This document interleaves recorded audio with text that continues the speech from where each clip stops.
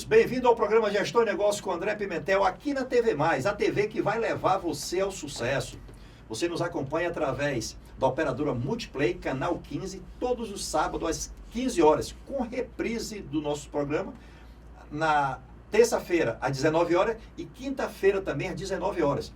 Nos acompanhe também através das redes sociais, @André Pimentel Oficial no Instagram, André Pimentel no Facebook ou no nosso canal de sucesso no YouTube, André Pimentel-IPAP, IPAPH.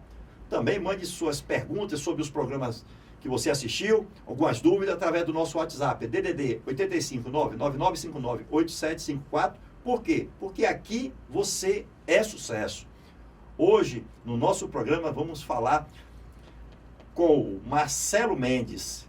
Marcelo, ele é advogado, especializado em direito econômico, administrador de empresas e administrador público, gestor público em nível municipal, estadual e federal. Marcelo, seja bem-vindo ao programa Gestão e Negócios com André Pimentel. A casa é sua. Vamos falar para os nossos empreendedores, os nossos empresários, aquelas pessoas que têm os seus negócios, que principalmente nesse momento de crise, que falam muito de coronavírus, as pessoas estão preocupadas como sobreviver. Eu acho que esse bate-papo nosso aqui com uma pessoa especializada no assunto será muito importante. Seja muito bem-vindo e a casa é sua, Marcelo. Obrigado, meu irmão. Uma saudação especial, todo especial ao seu público. Obrigado pelo convite. Eu acredito hoje, André, que independentemente do momento que vivemos, o mundo ocidental encontra-se numa situação caótica. Essa situação criada pelo coronavírus trará repercussões na renda, nos PIBs dos países, dos estados, das cidades, na performance, nas ações. As ações no mundo todo têm caído de maneira vertiginosa. Muito. É uma excelente oportunidade, quem tiver capitalizado, de comprar ação. Talvez a China, que já conseguiu controlar o coronavírus, esteja comprando as ações das empresas ocidentais que estão mergulhando. As empresas, companhias, a indústria hoteleira, a indústria da aviação civil internacional, hoje os pátios das aeronaves, o próximo passo, os estados, os países, os estados confederados já estão fechando suas fronteiras. Ontem a França fechou sua fronteira, os Estados Unidos, na semana passada, já fechou as suas fronteiras para voos internacionais vindos da Europa. América do Sul também, Chile, Argentina. A Argentina Uruguai. ontem fechou as suas fronteiras. Então, isso causará um impacto gigantesco no emprego. Já causou nos últimos 60 dias. Foram os menores. A própria China ontem sinalizou e tornou público os números da queda da sua produção industrial, na ordem de 14%. É o índice mais baixo desde 1990. E nesses momentos de crise, em especial nesses momentos de crise, é preciso nós compreendermos que a grande solução, hoje é a visão que eu tenho do empreendedorismo e da geração de oportunidade, de negócio, de emprego, de renda. A grande solução, e eu tenho esse pé ou os dois pés na gestão pública, a grande solução é nós cada vez mais darmos oportunidades e permitirmos, através de um grande e profundo programa de desburocratização, o grande segredo das políticas públicas estará em permitir, facilitar e estimular a vida do empreendedor. O empreendedor tem, no Brasil em especial, vamos parar de falar da China, a China está com a sua vida resolvida, o empreendedor brasileiro é tratado, André, como criminoso. Empreender no Brasil, você que é um homem experiente no mundo dos negócios, foi executivo financeiro, executivo de banco, ocupou cargos de toda sorte no sistema financeiro, você sabe que empreender no Brasil é muito difícil. Bastante. As taxas de juros são muito difíceis, os programas públicos de financiamento são muito difíceis, os nossos bancos públicos que deveriam, BNDES, o BASA, o Banco de Desenvolvimento da Amazônia S.A., o nosso BNB, lá embaixo o Banrisul, os bancos públicos que deveriam estimular o pequeno, fazem tantas exigências e concentram seus orçamentos em operações ou em empreendimentos tão grandes que eles perdem a compreensão de que está no pequeno a solução para o Brasil.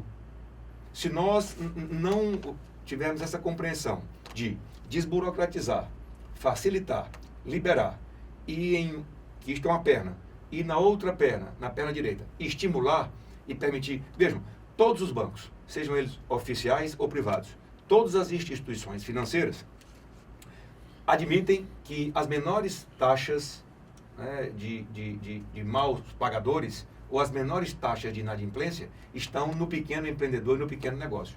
Aquele pequeno negócio, por exemplo, o Banco do Nordeste, aqui uma instituição nordestina que atua lá do norte de Minas, passando pela Bahia até aqui o Ceará, Piauí, o programa de maior sucesso do Banco do Nordeste é o Crédito Amigo. O Crédito Amigo é uma união de 10 pessoas, onde o banco já tem uma carteira de 3 bilhões de reais no Crédito Amigo. Bem pulverizado. Bem pulverizado. 10 pessoas se associam, cada um fiscaliza o outro, negócios da ordem de R$ 1.500, R$ 2.000, R$ 2.500, ninguém deixa de pagar, o banco recebe. Já os gigantescos empreendimentos, né, os grandes financiamentos, esses, quando você concentra 100, 200, 300 milhões de reais na mão de um único empreendedor, se aquele empreendimento não der certo, o banco coloca em risco, a instituição coloca em risco 100, 200, 300 milhões de reais. Que se estivessem divididos em empréstimos né? de 5 mil reais, estariam atendendo 50 mil famílias. Então, a desburocratização, a facilitação, a liberação, né, dos negócios, acompanhado de um programa de estímulo, eu acho que isso é a solução para o Brasil. Você falou muito bem quando você citou os bancos. O dinheiro do banco não é para trabalhar no interbancário. O banco ele tem que trabalhar para a cadeia produtiva. Então, um exemplo, a construção civil, com a taxa de juros baixa, ela estimula que a construção civil construa, cresça. E a construção civil hoje é um dos grandes geradores de emprego do país. Verdade. A construção civil. Então, o que é que precisa? Estimular. Quando você estimula uma economia, a indústria produz, a fábrica produz, o povo consome e a máquina continua rodando. Tem um ditado que diz que não se faz bons marinheiros com mar calmo, né? Verdade. Eu tenho uma empresa de consultoria empresarial, o Instituto Pimentel. Nós ministramos cursos, palestras e treinamentos e temos a área da consultoria empresarial. E eu sempre preparo os meus clientes para um futuro. Um exemplo, tem clientes meus hoje que há 60 dias eu falei com ele o que estaria acontecendo hoje no país, no tocante à economia e a economia mundial. Então, um grande gestor, ele precisa estar atento às políticas públicas, à economia nacional, à economia mundial, porque aconteceu na China. A China representa um grande percentual do PIB no mundo. Se a China começa a parar, muitos países que exportam para a China têm que parar junto. E aí? Será que o gestor ele pensou nisso? A mesma coisa são os nossos economistas, né? Não vou entrar nesse aspecto agora, acaba o programa não dando tempo também, mas precisa-se ter uma gestão eficaz. Por quê?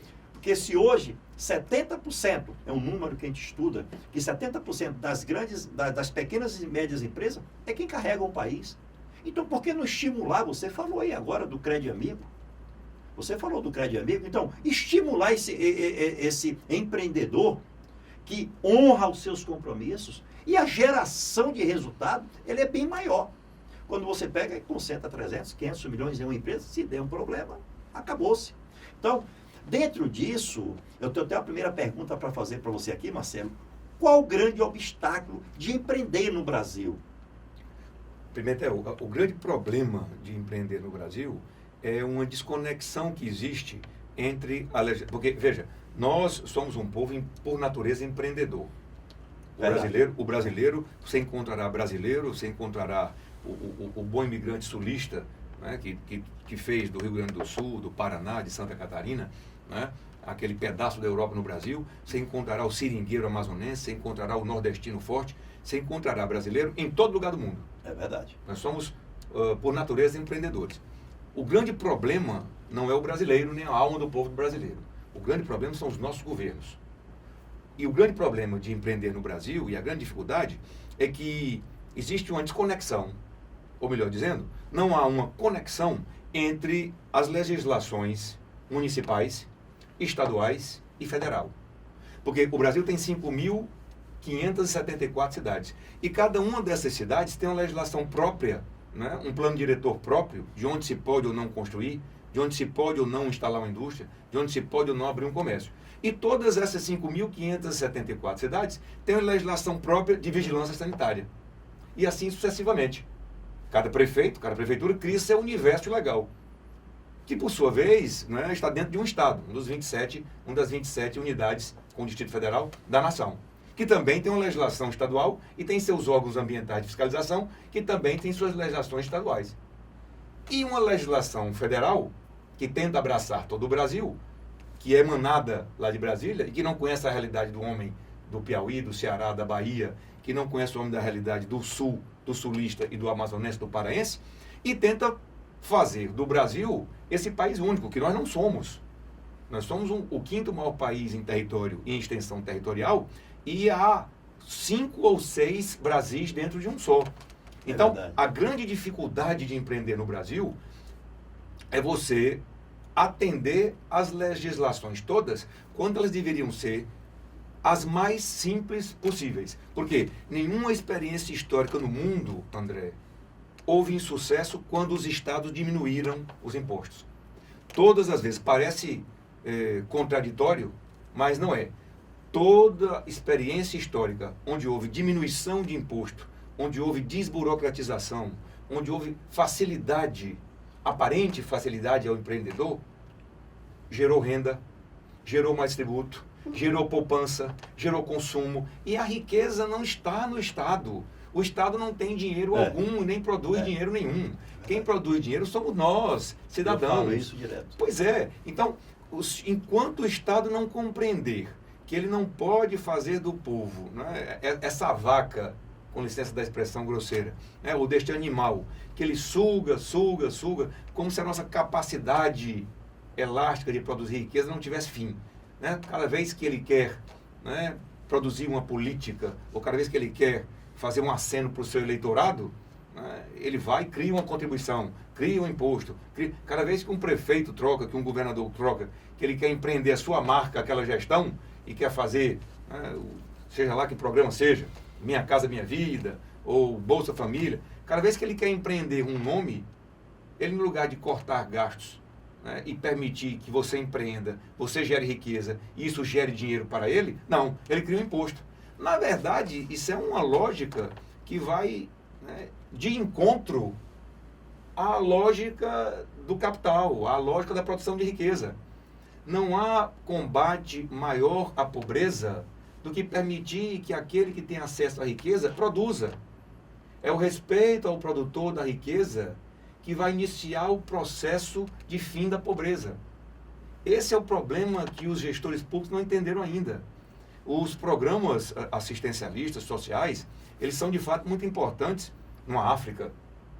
Quando você tem um continente onde 4.000 crianças morrem por dia, segundo a Organização Mundial de Saúde, de fome, quando você não tem água tratada e quando as pessoas morrem ainda de ebola, e o universo infantil sequer é vacinado contra aquilo que o mundo ocidental já há dezenas de anos já se livrou, né? Nós não temos mais paralisia infantil, nós não temos mais surtos, né, de sarampo, nós não temos mais meningite.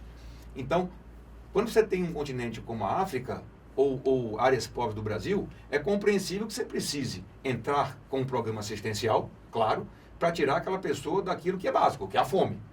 Ninguém produz e empreende com fome. Com fome. Agora, paralelamente, você não precisa nem esperar que as pessoas terminem a fome. Enquanto elas comem, imediatamente depois de comer, elas precisam ser qualificadas, educadas e preparadas para, quando aquele programa terminar, elas próprias produzirem a sua comida, o seu dinheiro, a sua renda. Então, o que eu vejo, nada contra os programas assistencialistas. O grande problema é nós não termos, para e passo, andando ali passo a passo com o assistencialismo, um programa de estímulo, de qualificação, de treinamento mental, Isso. de educação para a economia, de educação para os E negócios. preparo, né? Claro, e aí eu não falo de grandes e gigantescos negócios, não. Negócios locais para atender a sua comunidade.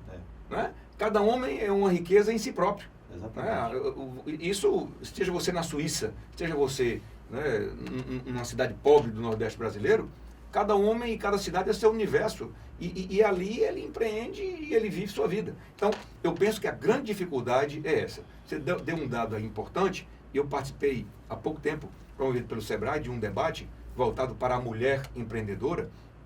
Os programas públicos todos têm a mulher como foco. Não sei se a grande maioria das pessoas sabe disso. Qual é a lógica do governo? Qual é a lógica do Estado?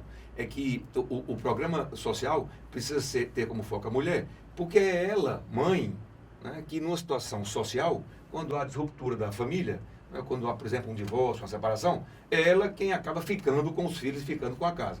Então, em um programa, em um debate, né, promovido pelo SEBRAE sobre a mulher empreendedora, nós tivemos a oportunidade de dizer isso. Hoje, 98%, o número parece até uma brincadeira, 98% dos CNPJs brasileiros são de pequenas, médio e micro ou de empreendedores individuais.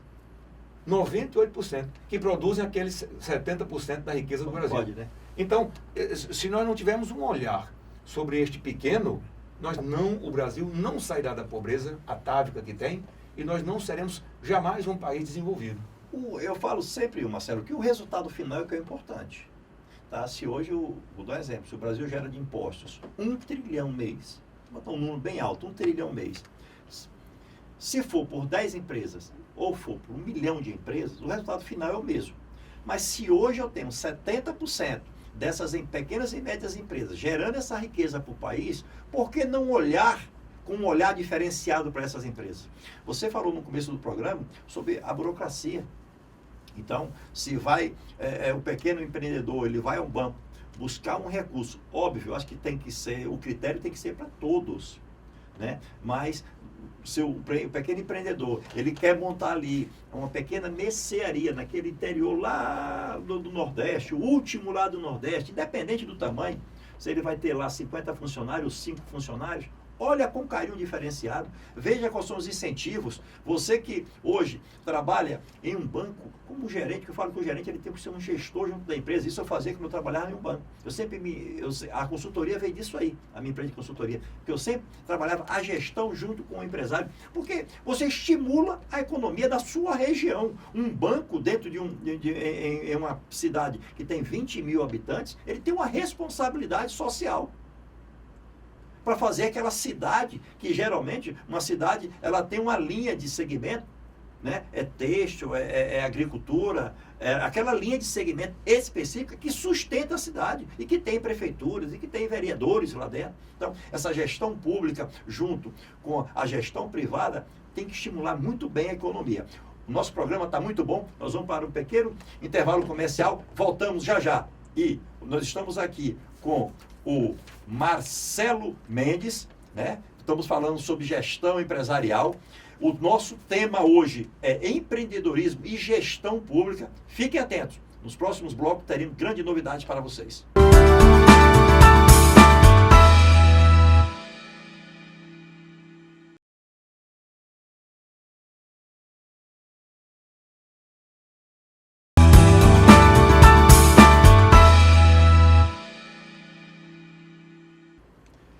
Olá, amigos, estamos de volta com o programa Gestão e Negócio com o André Pimentel aqui na TV Mais, a TV que vai levar você ao sucesso, porque aqui você sempre tem grandes entrevistas, pessoas que nós trazemos para agregar a sua vida, tanto pessoal como profissional. Por isso que o nome do nosso programa é Gestão e Negócio com André Pimentel. Nós estamos hoje, nosso entrevistado é o Marcelo Mendes, ele é um advogado especialista em direito econômico, né? Nós estamos falando sobre empreendedorismo e gestão pública. Você empreendedor, fica atento porque teremos dicas importantes, né? Para que você coloque no seu dia a dia, coloque no seu negócio. Marcelo, no programa anterior, no bloco anterior, nós falamos sobre uma gestão mais eficaz, o incentivo ao pequeno, né, empreendedor, o médio e o grande também, aqui nós não estamos distinguindo ninguém. Mas como pode até o governo ajudar mais esse empreendedor? Nós perguntamos aqui qual é o grande obstáculo de empreender no Brasil. Nós podemos falar de acesso aos recursos, podemos falar da área tributária, né, muito pesada. Você falou que agora mesmo saiu um pacote, né? Nós estamos falando aqui hoje é dia 17 de março, saiu um pacote ontem do governo estimulando a economia devido a esse coronavírus, para que o país foi injetado 147 bilhões de reais com esses incentivos, né? Diminuição de impostos, alongamentos. Então, esses incentivos precisam chegar, porque o povo, tanto o povo como o empresário, precisa sentir no bolso o efeito. Né? Precisa sentir no bolso o efeito, porque é uma despensa. A sua despensa está cheia de alimentos. Mas se o fogão não tiver gás, como é que vai cozinhar? Então você precisa ter a despensa cheia e o fogão funcionando. Como podemos melhorar mais ainda uma gestão eficaz, tanto pública como privada, para poder ajudar esses empreendedores? André, eu acho que você acertou no início da sua colocação. E eu penso que, pela minha experiência, eu penso que nós precisamos de duas intervenções básicas: emergentes, iniciais, emergentes e muito firmes. A primeira é uma reforma tributária. E essa reforma tributária, em virtude do tempo, eu gostaria de dar foco na desoneração da folha. Importantíssimo. Não de maneira fácil e objetiva para o seu telespectador compreender. Hoje, crescer e contratar um empregado envolve, arredondando, pagar ele um salário mínimo em torno de R$1.000, no entanto, pagar ao governo outros 1.500. Você obriga, se eu quiser crescer, você me obriga a pagar ao governo muito mais do que eu pago de salário para o Marcelo, para o José, para o Francisco. Ora, por que eu não desonero a folha e não aumento o salário e deixo o dinheiro na mão do Francisco? Porque o melhor gestor do dinheiro do Francisco é o Francisco. O governo diz o seguinte: não, nós criamos o FGTS porque isto é uma política de proteção ao trabalhador. Aquilo é uma poupança, eu vou retirar X% do seu salário mensalmente e fazer uma poupança para que você obrigatoriamente no final da sua vida tenha aquela poupança. Ora, que poupança é essa que eu não escolho o banco para onde essa poupança vai e eu não tiro quando eu preciso? É o governo que administra a minha poupança. Ele é que leva para a Caixa Econômica, porque obrigatoriamente o dinheiro precisa ir para a Caixa Econômica. Eu não tiro quando eu preciso. Né? O governo é que decide quanto tira do meu salário e quando eu vou usar. Não é muito mais fácil desonerar a folha, retirar o FGTS, deixe esse dinheiro no salário do Francisco e o Francisco vai ter responsabilidade sobre a gestão financeira da casa dele. Deixa o Francisco decidir se ele quer ir para o consumo, se ele quer ir para a poupança. Se ele quiser ir para a poupança, e depois eu vou entrar neste outro aspecto da reforma tributária, é a reforma fiscal. Deixa que o Francisco decida para onde vai o dinheiro dele. O pior gestor dos nossos dinheiros, vou tratar no plural, do dinheiro público, do dinheiro privado, o pior gestor de dinheiro que pode haver é o governo. O melhor gestor do dinheiro do trabalhador é o próprio trabalhador. Então nós precisamos retirar da folha, né, essa carga gigantesca, transferi-la para o salário, porque no salário ele consumirá, no salário ele poupará, no salário ele vai empreender com sobre salário, e isto vai voltar para o governo em forma daquele imposto que ele tirou originalmente. Marcelo, eu falo nas empresas, nas nossas palestras, eu falo o seguinte: eu pergunto assim, qual é a maior empresa que tem no Brasil? Aí o pessoal cita as estatais, cita grandes bancos, grandes hospitais, conglomerados. Aí eu falo assim, ó, para mim, na opinião do André Pimentel, a maior empresa que tem no Brasil chama-se a sua população. Sem dúvida. A sua população consumindo o que o Brasil produz, o Brasil é um país rico. O Brasil é um país bilionário, não é milionário não. É rico. O seu povo conseguindo consumir, tendo condições, por quê? Para poder consumir, ele precisa estar trabalhando. Se existe aqui atrás os incentivos aos grandes empresários, pequenos, médios, aos MEIs, né? Se existe um incentivo, ele vai contratar. Quando ele contrata, ele coloca dinheiro no bolso da maior empresa que tem no Brasil, que é o cidadão. Verdade, é verdade. Não, e essa lógica antiga de que o dinheiro, na verdade, a gente usa isso por força da lei e por força das expressões técnicas. Mas eu nunca acreditei nessa expressão dinheiro público. Não há dinheiro público. há dinheiro privado que está sendo administrado por um órgão público, seja ele municipal, estadual ou federal. Mas não há dinheiro público.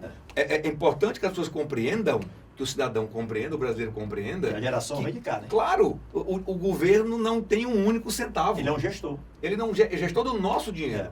Todo dinheiro é privado. Todo dinheiro é gerado, não é, pela competência, pelo suor, pelo trabalho, pelo empreendedorismo, como você disse, da população, do brasileiro. E se nós, respondendo a sua pergunta, se nós não tivermos uma reforma tributária que no primeiro momento desonere a folha, porque isso causará um impacto imediato. Seu salário hoje é R$ 1.100, né? E no próximo mês, né, por uma alteração tributária, seu salário passa a ser R$ 2.000 e eu, em vez de dar 1.500 para o Estado, né, eu dou só 500. Você imagine o André Pimentel, Pimentel ganhar num mês 1.000 e no outro ganhar 2.000. Isso é um dobro da massa produtiva do país como um todo. É verdade. Não é? Então, se nós não tivermos a desoneração dos impostos, aí o outro pé, que é o setor onde você sempre atuou, nós precisamos de uma reforma fiscal na área privada, não fiscal pública, que permita que também o crédito seja popularizado. Isso. O Brasil concentra, e o atual ministro Paulo Guedes tem repetido esses números, o Brasil concentra, a economia brasileira concentra 85% de toda a sua geração, de todas as operações bancárias, estão na mão de 4 instituições financeiras. 4 bancos no Brasil concentram 85% dos negócios realizados no Brasil. Para uma comparação, e gostam muito de comparação com os Estados Unidos, os Estados Unidos têm mais de 6.000 bancos. 6.000 instituições financeiras, pequenas cooperativas de crédito, médias, pequenas, grandes, que algumas de âmbito municipal, algumas de âmbito estadual. Há bancos que só têm suas agências em um estado, não são nacionais, como, por exemplo, o Banco do Brasil, como, por exemplo, a Caixa Econômica. Então, essa capilaridade, essa pulverização nas instituições financeiras permitem, né, que aquele cidadão daquela cidade vá ao banco local da sua cidade, onde o gerente o conhece, conhece sua família, conhece seu negócio, e permite uma avaliação mais exata dos riscos do crédito. Se você disseminar e se você dividir a riqueza de um país na mão de 6.000 instituições, isso é muito mais democrático e abre muito mais oportunidades do que você estar nas mãos de 4 instituições, 2 públicas e 2 privadas. O Brasil tem 2 bancos públicos e 2 bancos privados, e eu citei há pouco tempo a Caixa Econômica. A Caixa Econômica é um caso que precisa ser estudado pela economia mundial. Veja, ela de fato tem grandes números, tem grandes volumes, tem grandes programas sociais, mas não pela competência dela, com todo o respeito que eu tenho pelos técnicos da Caixa Econômica, e tem grandes técnicos. Mas a Caixa Econômica é esse gigante que é, não por competência, mas porque o governo obriga que ela seja o agente, né, daquela operação. Por exemplo, eu citei Caixa Forte, né? Eu citei o FGTS. A Caixa, sem precisar de competência, sem precisar de concorrência, sem precisar de ter um gerente que vá atrás de negócio, ela recebe da folha de trabalho, de serviço, de todo brasileiro que tem carteira assinada, 8%.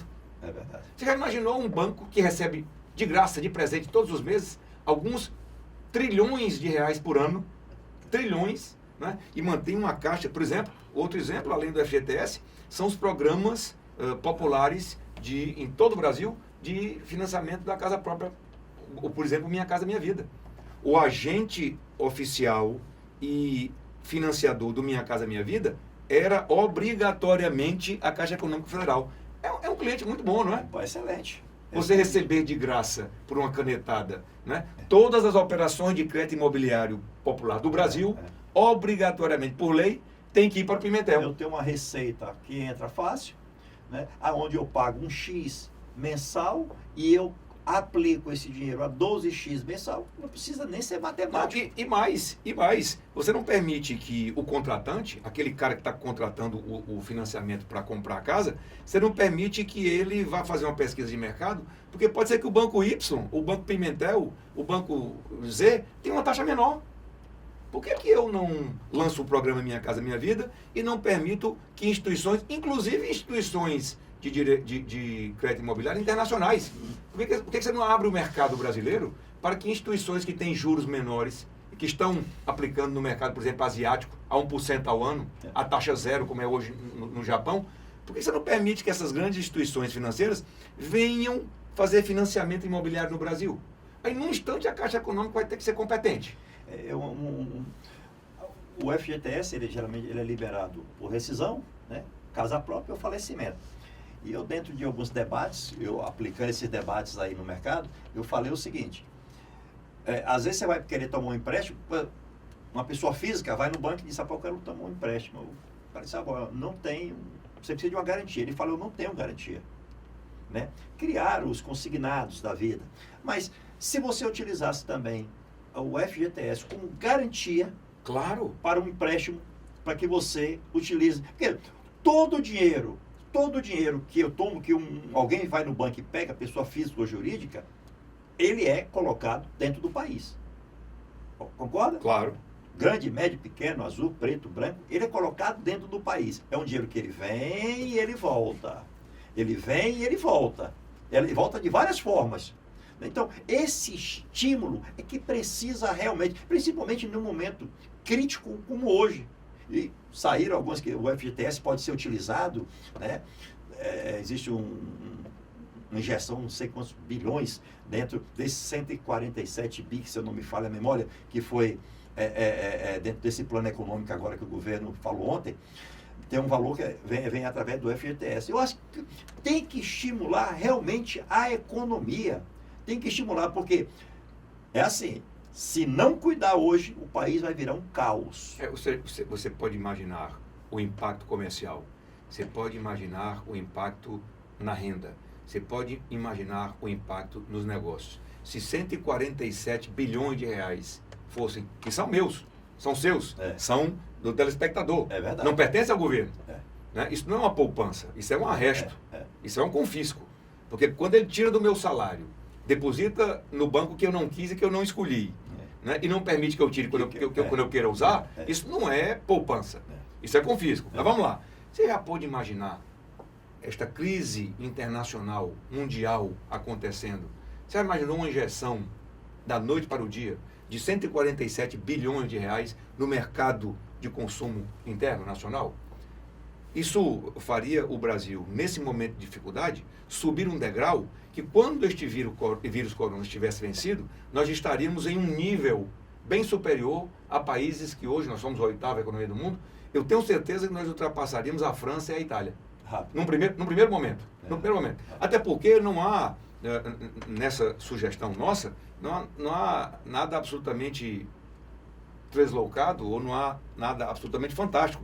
Nós estamos apenas defendendo que o dinheiro do trabalhador que é retirado do salário dele lhe seja devolvido na medida do que ele quer e ele precise.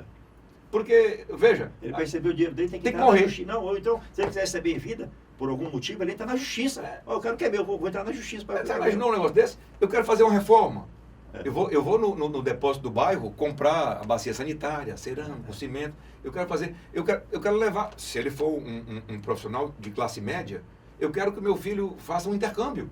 Eu quero que meu filho aprenda um outro idioma. Eu quero pagar uma bolsa de estudos para o meu filho, uma escola bilíngue. Eu não posso tirar a minha poupança, que é minha, que foi retirada do meu salário, porque o governo diz que a sua poupança só poderá ser utilizada em caso A ou B. Eu ministro treinamentos, né, além das palestras, mas vou falar no treinamento sobre educação financeira. Então, eu ministro esses treinamentos de educação financeira e uma das perguntas que eu falo lá para o nosso público é o seguinte: quem é que está administrando a sua vida financeira? É um exemplo simples. Marcelo, eu quero comprar ali uma roupa no shopping, me presta seu cartão. Quando você me dá seu cartão, se eu não pagar, você vai ter um problema comigo. Você vai ficar chateado. Quem está administrando o seu dinheiro agora sou eu. Porque você me deu o seu cartão. Então você não está sabendo administrar bem a sua vida. Até para quem você emprestou. Você emprestou o cartão para alguém que está desempregado. Se você quiser ajudar, você diz: ó, pode gastar R$500 que é por minha conta. Mas se essa pessoa pede emprestado para lhe devolver e ele não tem um emprego, você vai ter um problema. Então você precisa ter educação financeira. Quem que está mandando no seu dinheiro hoje? É o banco? Quem está mandando no seu dinheiro hoje é o cartão de crédito? Quando o seu dinheiro ele entra no banco, ele entrou lá R$ 5.000. Aí você está devendo 4.500 do cheque especial, só sobrou 500. Quando entrar o juro, não sobrou mais nada. A pergunta que eu falo, quem está administrando a sua vida financeira? Então, isso, quando você fala da gestão do governo, através, toma 8%, coloca em uma instituição financeira. Ele está administrando a sua vida. E o que nós pedimos é que essa gestão, que essa administração, ela seja perfeita e coerente. Porque se eu vou na Caixa hoje, sacar meu FGTS, porque eu quero reformar minha casa, eu quero botar um filho meu para poder fazer um intercâmbio. Esse dinheiro, eu não vou falar do intercâmbio, até porque de repente ele vai sair do meu país, eu quero falar que ele vai aprender um outro idioma. Eu não estou pegando esse dinheiro e aplicando no meu país, do mesmo jeito. Porque se eu tirar esse dinheiro, não, eu quero sacar meu FGTS, que eu vou embora do meu país. Eu vou embora do meu país, aí eu vou levar a riqueza do meu país. Mas se eu vou dentro do meu país, gastar o dinheiro dentro do meu país, gerar impostos, gerar receita para a empresa, quando eu gero receita para a empresa vai ter que contratar mais funcionários, automaticamente eu gero impostos, quer dizer, eu gero riqueza para o meu país. Então, essa administração e essa gestão, ela tem que ser muito eficaz, porque senão o povo realmente ele sofre muito. Eu aprendi nos últimos anos na gestão pública, eu já tive a oportunidade de ser secretário Desenvolvimento Econômico, aqui na cidade de Fortaleza, e conheço bem essa lógica do pequeno, do micro, do médio, e das necessidades e das dificuldades legais. E dessa experiência toda que eu venho tendo, desde os anos 90 até hoje, eu cada vez mais me convenço. A solução para a eliminação da pobreza é você permitir e dar atenção àqueles instrumentos e àqueles produtores ou aquelas pessoas ou instituições capazes de produzir a riqueza. A pobreza não será extinta, nós não nos salvaremos dessa pobreza por intermédio de programas de proteção, de protecionismo, de bolsas A, B, C, D. É somente quando o Estado só deve fazer aquilo que lhe diz respeito, na minha opinião. Uma rede pública de saúde e educação e segurança pública. O resto, ele precisa permitir que as pessoas empreendam. Vamos continuar no próximo bloco. Nós vamos para um pequeno intervalo comercial. Voltamos com o programa Gestão e Negócio com André Pimentel. Hoje o programa está maravilhoso. Dicas importantes para que você empreendedor, você empresário, você comerciante, você seu Zé da Bodega, entenda sobre uma gestão empresarial e como você vai facilitar a sua vida no dia a dia. Voltamos já já.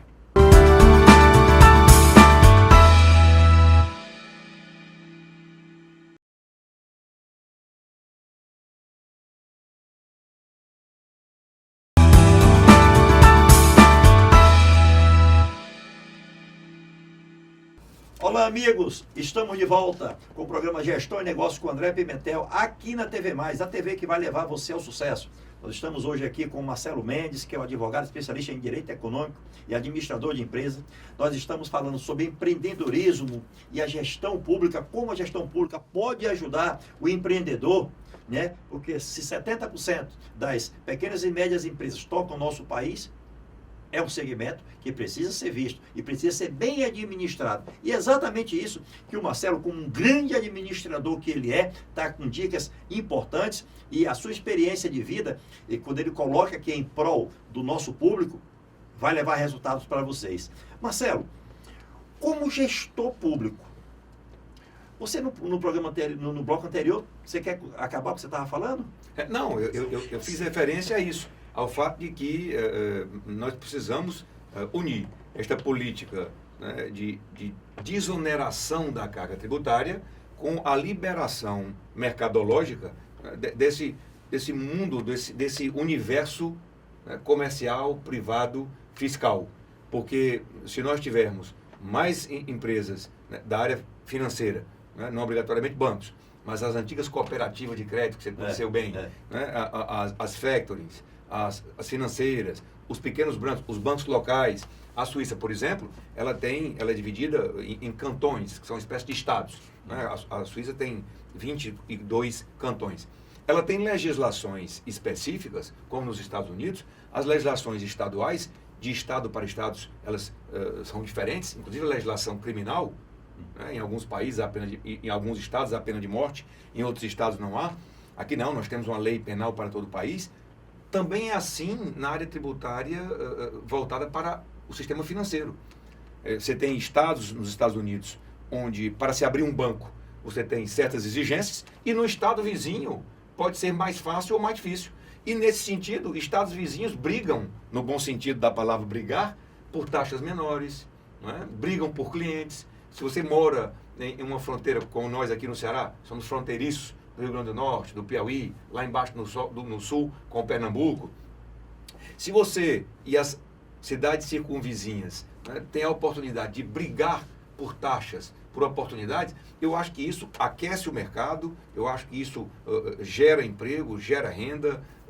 Eu penso que a solução está nesses dois polos. Agora, há uma particularidade dentro do universo do micro e do pequeno interessante, do pequeno, micro, do médio empreendedor, que é curiosa e poucos atentam.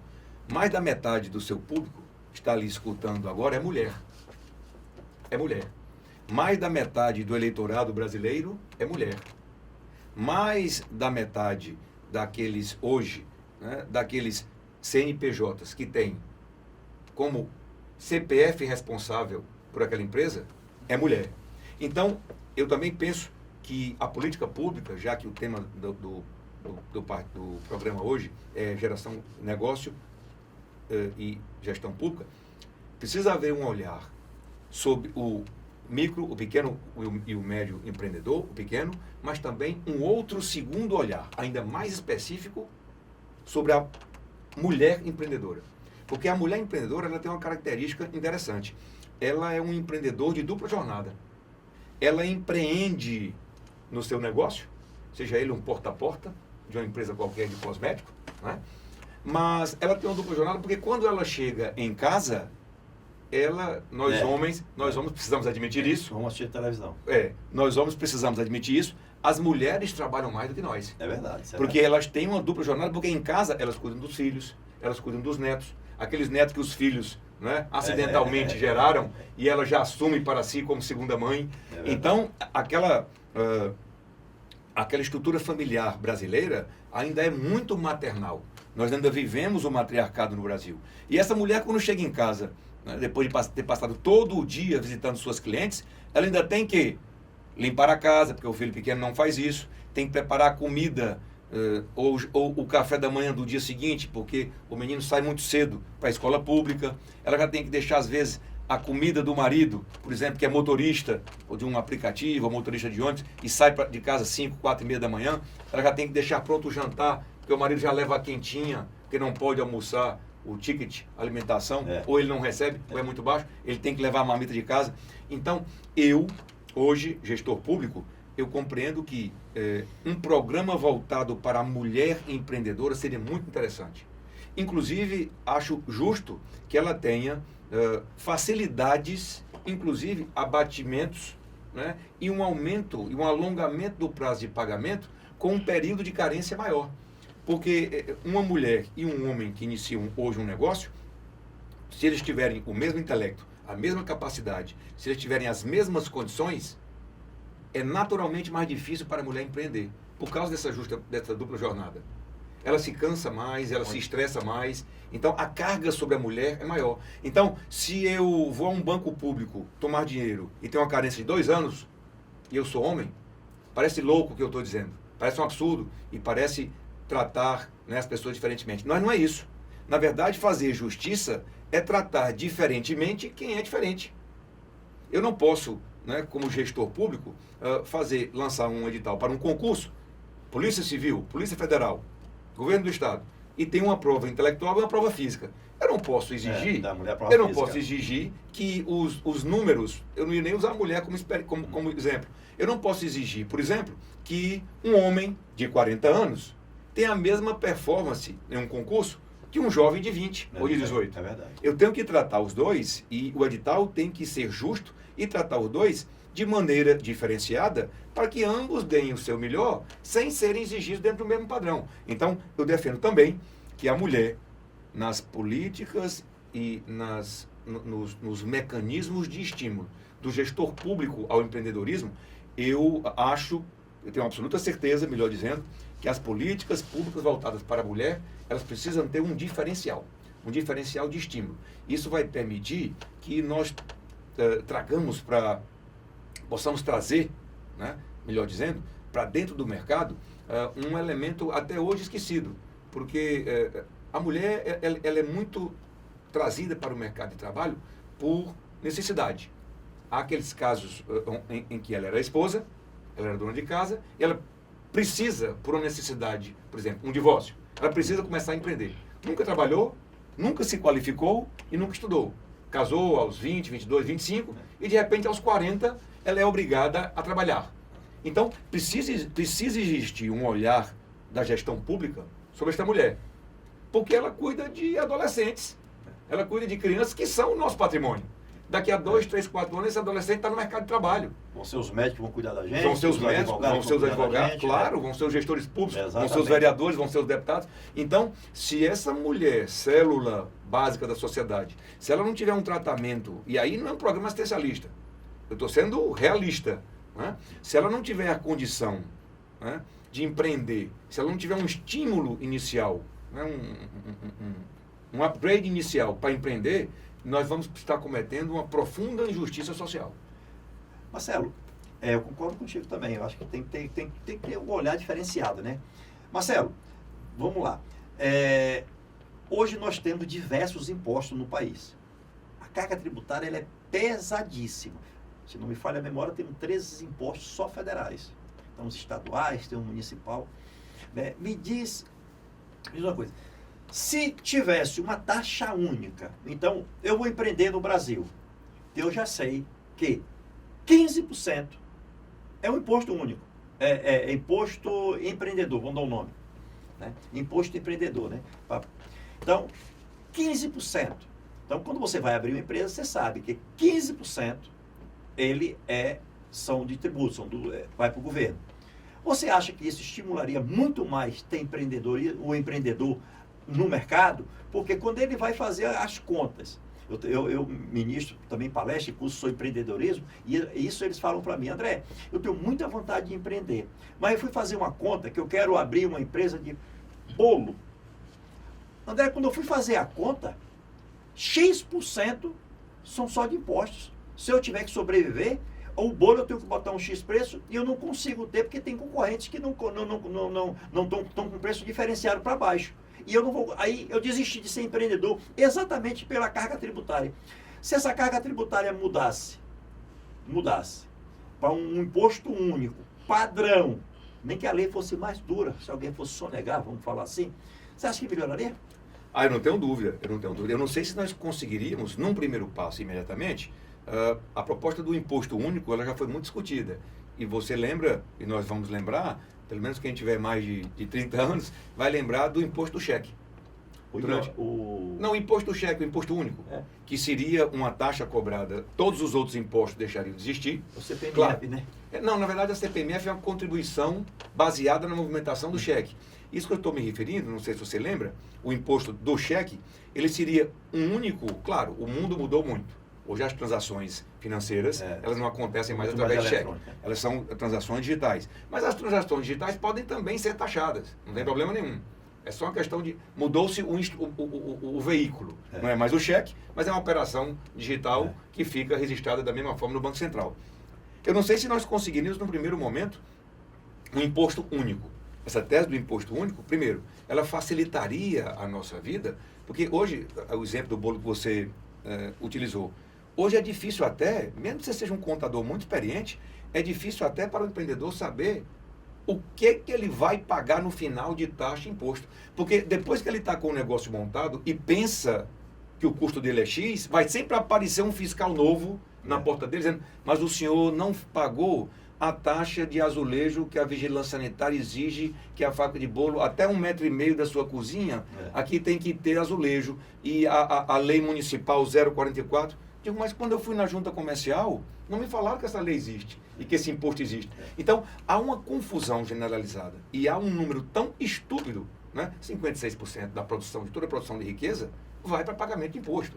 Isso é um absurdo que nenhum país do mundo pode... É um vampirismo estatal sugando o nosso sangue diariamente e você tem dificuldade até, respondendo definitivamente a sua pergunta, você tem dificuldade até de saber qual o custo que você vai ter daquele produto. Porque aparecem legislações novas, legislações acessórias, principais e acessórias, que dificultam até a sua compreensão. Você fica tonto. Então, nós precisamos... Bombardeado, né? Bombardeado. Então, se nós tivéssemos hoje, né, a certeza de que eu, ao montar um negócio, pagarei 15% de imposto à União. Pronto. E esse pacto federativo que eu defendo, que o atual ministro da Fazenda defende, o pacto federativo, de distribuir o arrecadado para os municípios. Esse dinheiro tem que estar... Olha, ninguém mora no Brasil.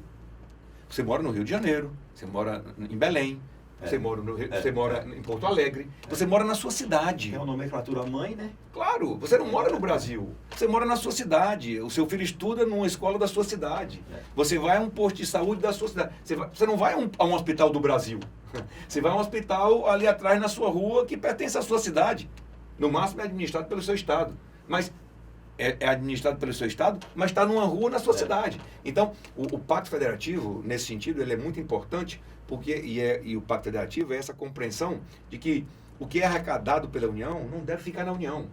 Ela deve ser só um mero braço arrecadatório, né, e imediatamente distribuir isso para que aquele prefeito que tem competência, o prefeito que souber... Cobre a gestão dele. Cobre a gestão dele. Se duas cidades vizinhas estão recebendo o mesmo valor da União, e se a cidade A é boa, a cidade B é ruim, no mesmo estado, na mesma região, no mesmo então não elejam mais aquele prefeito. Né? Eu acho que essa é resultado. Não, e outra coisa, e é deixar a responsabilidade, nós precisamos parar também de ser paternalistas. Nós somos muito paternalistas. O governo. Na verdade, o governo é eleito por nós. Nós escolhemos. Nenhum dos senadores que votaram as leis e dos deputados estaduais e federais de todo o país que votam as leis, nenhum deles fez concurso para ser político. Os 513 deputados, os 81 senadores e o presidente foi eleito pelo povo. Pelo povo. Então, assim, se nós precisamos começar a olhar para os políticos, nós precisamos também começar a olhar para nós. Porque quem elege essas pessoas somos nós. Não, a velha música do Chico Buarque, joga a pedra na Geni. Você tem o poder da decisão, né? Claro. A escolha é sua. Claro. Só para poder encerrar essa parte, quando eu estou nas consultorias, eu pergunto muito aos empresários, assim, quem é o dono dessa empresa? Aí, quando são aquelas empresas que tem lá os filhos, não, é meu pai, é minha mãe. Então vamos fazer conta, porque os números é quem diz que é o dono, né? Aí você falou, 56% de impostos. Aí o fornecedor leva 20%, o funcionário leva tanto. Sobra para a empresa, aí dá 94% aqui, sobra para a empresa 100%, 6%. Aí eu pergunto, através dos números, não está mostrando que o seu pai é o dono da empresa. Você, empreendedor, você é um grande gestor, porque você só é dono da empresa se ela quebrar, porque aí a carga toda é em cima de você. É verdade. Toda em cima de você. Então essa atenção tem que ter, é muito especial. Empreender, ele é muito bom, mas... Primeiro, procure especialistas para estar ao seu lado, porque se der problema, esse problema vai ser todo seu. Marcelo, eu tenho uma pergunta aqui, que é o seguinte. Marcelo, como gestor público que você é, como você pode ajudar os pequenos e médios empreendedores? Olha, na criação de programas, nós tínhamos isso durante muitos anos. Agências de fomentos locais, eu acabei de falar de municipalismo, eu sou um municipalista. A vida acontece no município. Eu acho que a grande solução é desonerar a legislação municipal, retirar as dificuldades da legislação municipal e, por exemplo, algo revoltante, né? As empresas, o atual governo tem batido muito nesse assunto. Nós precisamos transferir recursos que hoje estão voltados para os grandes e gigantescos grupos de comunicação e trazer... Eu me refiro aos gastos públicos com publicidade e propaganda. Né? Nós precisamos, hoje o mundo pertence à internet, né? que é um universo gratuito, que é um universo, né, livre. Por que o Brasil, e o presidente tem dado esse exemplo ultimamente, por que o Brasil, por que a União, por que o brasileiro precisa bancar publicidade e propaganda, por exemplo, dos Correios, se o Correio é a única empresa que entrega carta no Brasil? Ele está concorrendo com quem? Por que 2 bilhões de reais que foram recebidos no ano passado pela Rede Globo de televisão precisaram ser gastos? entre as empresas estatais e as paraestatais, onde o governo tem participação, se você juntar todo o orçamento que foi gasto, que foi enviado para a Rede Globo de Comunicação, ela recebeu 2 bilhões de reais de publicidade e propaganda.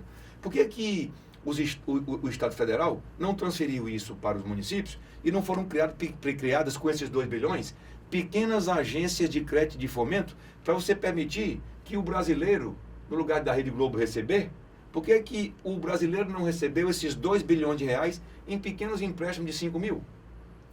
2 bilhões de reais dividido por 5 mil, nós alimentaríamos e permitiríamos que quantos milhares de famílias montassem sua pequena bomboniere, sua pequena máquina de costura. Conta rápido, uns 400 mil mais ou menos. 400 mil famílias. E eu falo só daquilo recebido pela Rede Globo. Então, a grande política pública é aquela de perceber, compreender, eleger prioridades. Isto não é prioridade. O Correio fazer propaganda e publicidade não é prioridade, porque ele não está concorrendo com ninguém. A roupa amarela e azul é dele, só tem ele, né? Pronto. Então, a grande prioridade, a grande lógica, e a minha palavra final, já que o programa é sobre gestão pública, é que os governos tenham a compreensão de priorizar o gasto do dinheiro que é nosso, e eles chamam de público, para permitir que o dinheiro chegue nos municípios, que a legislação seja mais rápida, ágil, né, que permita empreender e que esses municípios tenham legislação onde as agências de fomento possam ser criadas para que o dinheiro fique no município.